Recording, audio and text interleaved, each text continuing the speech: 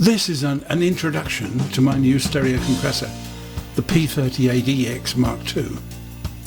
I suppose you could say that it started life back in the 1960s with Joe Meek in his studio in Holloway Road in London.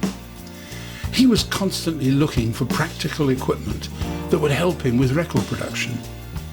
So Joe spent a lot of time experimenting with home-built circuits in tobacco tins and little soldered devices. And this fired up my own interest whenever I was in the studio with him during 1964 and 1965. Shortly afterwards, I was asked to build and run a little demo studio in London's Tin Pan Alley. This was 21 Denmark Street in 1967. Keith Prowse Music. The brief was to build a studio to make decent demo recordings, but with virtually no budget at all. The answer was, of course, to build it all myself, and that's what I did. I used opto compression seriously, produced both demos and masters, TV themes, and even the odd voice recording for feature films. All of it compressed through homemade equipment that I soldered together in my loft at home. But I'm rambling on. My primitive compressors worked okay, and so did the early homemade mixers. So much so that I was able to start a proper manufacturing company in 1969. This was Alice. And I continued with experimenting with compressors and learning more about what they did and how they affect the way we listen to music. Years later, I was working on a semi-professional holiday video and wanted to brighten up the soundtrack, but without a decent compressor. I hadn't got anything at the time.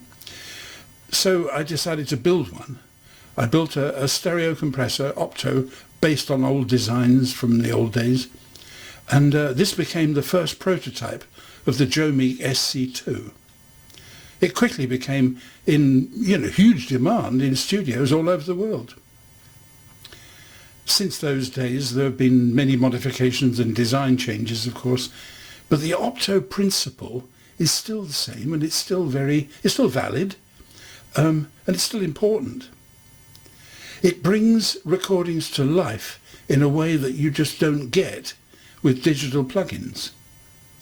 Which brings me to the P38EX Mk2, and here it is.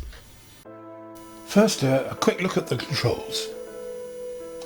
The input gain control controls the volume level of the left and right audio going into the P38. If the volume level is extremely high, there's a 10 dB cut button that lights up when it's pressed. The soft clip button engages a diode limiter. It's there for particular times when a clipper is needed. It shouldn't be used as a normal volume limiter. That's the job of the compressor. The meter button changes the mode of the metering. When the button is out, the meter reads the left and right outputs of the compressor. When the button is in, the meter reads the sum or average audio in the compression circuit, while the right meter reads the amount of compression. The compression controls are type, ratio, threshold, attack and release, with the button to switch out a two-stage attack mode. All these controls interact with each other, so it's good to have some patience. The type switch gives a similar overall sound to the compressors indicated. The compression mix control gives a split compression function. Fully clockwise is the normal position. Turning the control back introduces a proportion of the original uncompressed material into the output.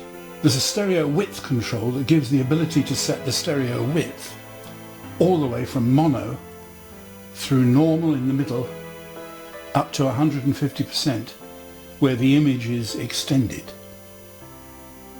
The balance control gives a few dB adjustment if there's any slight imbalance in the audio. The output gain control simply sets the output audio level, leaving the compressor. The level shows on the meters when they're switched to stereo. The mains on-off switch just switches the whole thing on and off, and of course it can take any mains voltage from 95 up to, well, 250. One thing I haven't mentioned is the comp switch, which actually engages or disengages a pair of relays so that the audio signal goes straight through without touching any of the circuitry.